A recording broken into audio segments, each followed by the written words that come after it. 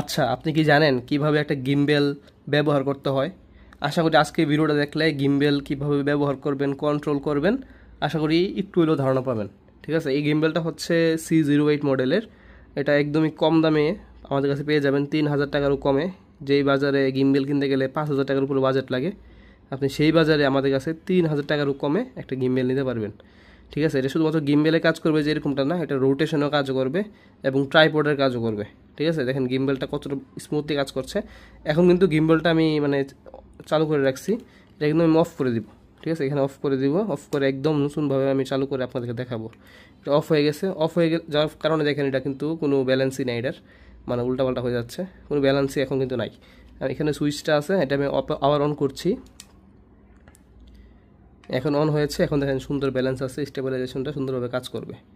ঠিক আছে, দেখতে পাচ্ছেন ভিডিওতে কত সুন্দরভাবে কিন্তু এটা কাজ করছে। এবং রোটেশনটা কাজ করানোর জন্য এখানে চাপ ধরে রাখবেন। এই যে এখন অন হয়েছে, এখন আমি এটাকে যেভাবে মুভ করব এইভাবে কিন্তু এটা ঘুরবে। এটা কানেক্ট হয় নাই, এই যে এখন কানেক্ট হবে ইনশাআল্লাহ। এই যে তখন মানে এটা চাপ ধরে রাখার পরে 1-2 সেকেন্ড সময় দিবেন।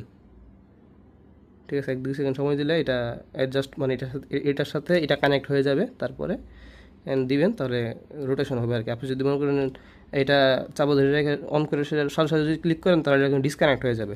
ঠিক আছে, 1-2 সেকেন্ড সময় দিবেন, তারপরে রোটেশনটা করবেন। দেখেন ইউটিউব ভিডিওর জন্য এইভাবে ভিডিও করবেন, টিকটকের জন্য এইভাবে করবেন, রিলসের জন্য এইভাবে করবেন। ক্যামেরাটা যদি নিচে এসে পড়ছে, এটা উপরে নিয়ে যাই। ঠিক আছে, উপরে নিলাম, রিলস শ্যুট করতে পারবেন এইভাবে।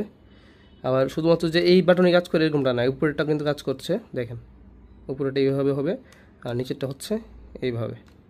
আশা করি বুঝতে পারছেন। আর স্টেবিলাইজেশনটা দেখেন কত জোস, অনেক ভালোভাবে কিন্তু কাজ করে এটা।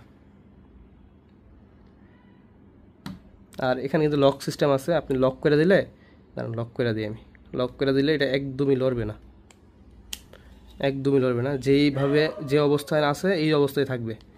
ঠিক আছে, এটা কিন্তু আবার আপনি চাইলে ফোন মানে টেবিলের মধ্যে এইভাবে হোল্ড করতে পারবেন, মানে ট্রাইপড হিসেবে ব্যবহার করতে পারবেন। আবার এটা কিন্তু লম্বা হবে 3.5 ফিটের মতো। ঠিক আছে, 3.5 ফিটের মতো লম্বা হবে। এবং এই রিমোটটা কিন্তু 10 মিটার দূর থেকে আপনি কন্ট্রোল করতে পারবেন।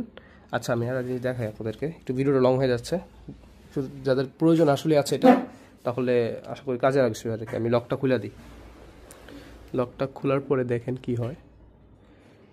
এই যে লকটা, লকটা খুলে দিলাম। এখন দেখেন আমি এই রিমোট